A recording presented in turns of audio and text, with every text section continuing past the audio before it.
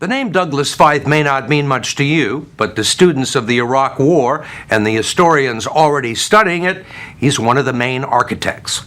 From 2001 to 2005, Feith was Undersecretary of Defense for Policy and the number 3 man at the Pentagon, intimately involved with both pre-war strategy and post-war planning. His boss, Donald Rumsfeld, called Feith one of the most brilliant individuals in government, but he also has been a lightning rod for criticism and a magnet for blame. In his memoir, which has been called the first insider account of decision-making in Iraq, Feith defends much and apologizes for very little. But as we first reported back in April, he offers some unusual insights about the path to war. Explain to me, because many Americans still don't understand it. Why did we invade Iraq? The president decided that the threats from the Saddam Hussein regime were so great that if we had left him in power, we would be fighting him down the road at a time and place of his choosing. If Douglas Feith doesn't look or sound much like a warrior, that's because he isn't. He's an intellectual, a hawkish, neoconservative defense policy wonk who occupied one of the top rungs in the Pentagon ladder, playing a key role in shaping the military's response to 9/11 and the decision to go to war with Saddam Hussein. Why was the decision made to go after him after 9/11? Because we knew even then he didn't have anything to do with it. What we did after 9/11 was look broadly at the international terrorist network from which the next attack on the United States might come. And we did not focus narrowly only on the people who were specifically responsible for 9/11. Our main goal was preventing the next attack. So you're saying you didn't think it was that important to go after the people who were responsible for it? More important to go after people who weren't responsible for it? No, I think it was important to go after the people who were responsible for 9/11, but it was also important to disrupt the international terrorist network and prevent whatever plans there were for follow-on attacks.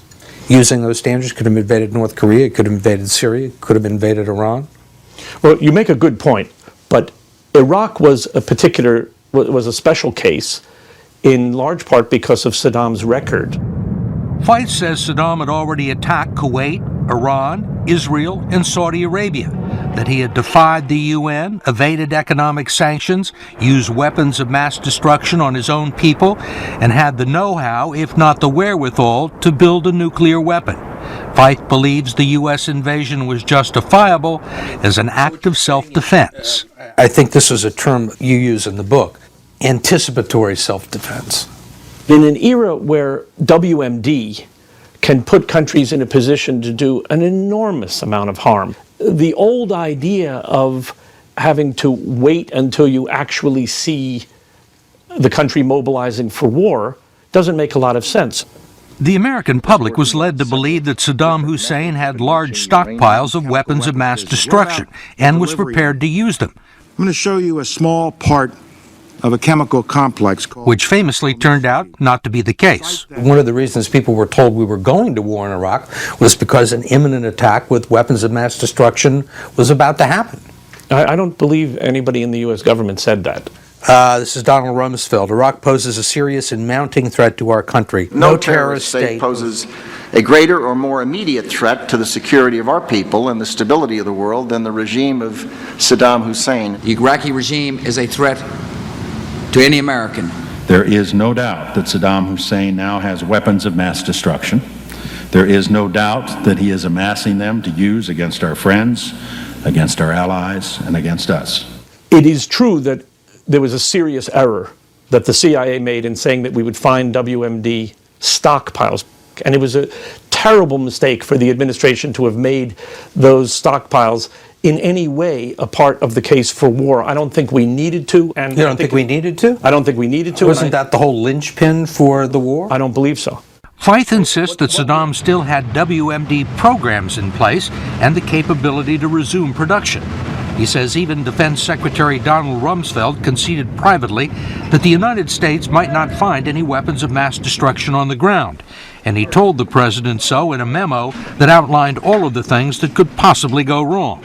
Some call it the CYA memo. Well, I think that's a mischaracterization. I mean, it was very intense and very disturbing work to anticipate all the possible problems of a war. Feith called the document the Parade of Horribles and printed many of them in his book to refute the perception that Secretary Rumsfeld and President Bush launched the war without understanding the possible consequences. The United States could become so absorbed with its Iraq effort that we pay inadequate attention to other serious problems. Yes. The war could cause more harm and entail greater costs than expected. Obviously it has. That it would not go on for 2 to 4 years, but 8 to 10 years. Right. Terrorist networks can improve their recruiting and fundraising as a result of our being depicted as anti-Muslim. Iraq could experience ethnic strife among Kurds, Sunnis, and Shia. Right. It could damage our relationship with our allies and our reputation in the world community. Did you think that maybe 1 or 2 of these might happen?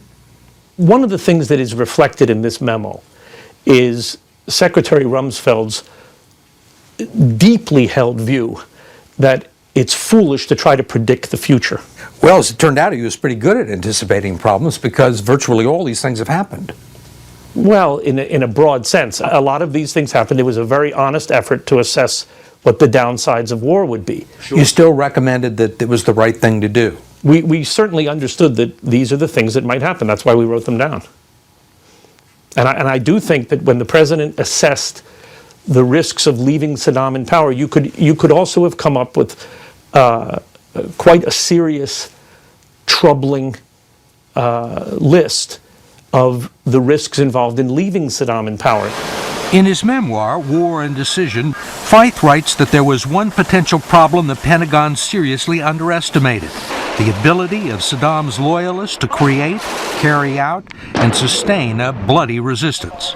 Probably the main thing that we didn't anticipate was that from the grave, as it were, that regime would be able to operate the way it's operated in the insurgency. The result was a lack of detailed contingency planning and a shortage of troops. Feith concedes that he and his colleagues didn't realize that sending a smaller, mobile force to topple Saddam would make it difficult to establish order after he fell. The looting that arose in the immediate aftermath of the overthrow of Saddam was a problem that the coalition forces had to deal with. Didn't deal with. Right. I think we paid a very large price for the fact that our forces did not get that problem under control. One of the things that you say was that we didn't have the manpower or the resources to do it. I don't believe I raised the troop level issue in that connection, but I mean, you'll tell me if I misremember my own book. We refreshed his memory. This is what he said. The small force strategy for major combat operations, while it saved American lives, limited the number of forces we had to deal with the looting. That's a fair point. Your point's correct. To make matters worse, 2 months after the invasion, the U.S.-led provisional authority running Iraq made one of the most controversial and most criticized post-war decisions. Newly appointed Ambassador Paul Bremer announced that the Iraqi army would be disbanded, turning 400,000 unemployed and armed men into the streets. The first time I heard the idea, it came from Ambassador Bremer when he was on his way to Baghdad. And you signed off on it? I didn't sign off one way or the other. I told him that he has to discuss it with Secretary Rumsfeld. And he did? He says that he did. I was not in on those conversations. So did Secretary Rumsfeld sign off on it? I did not find in the record any piece of paper in which Secretary Rumsfeld signed off on it. And you had never asked Secretary Rumsfeld? That's the part I find hard to believe. I mean, there are hundreds of decisions. We've talked about it lately. I mean, this isn't one of hundreds of decisions. This is a decision to dissolve the Iraqi army. Well, the Iraqi army was at that point dissolved.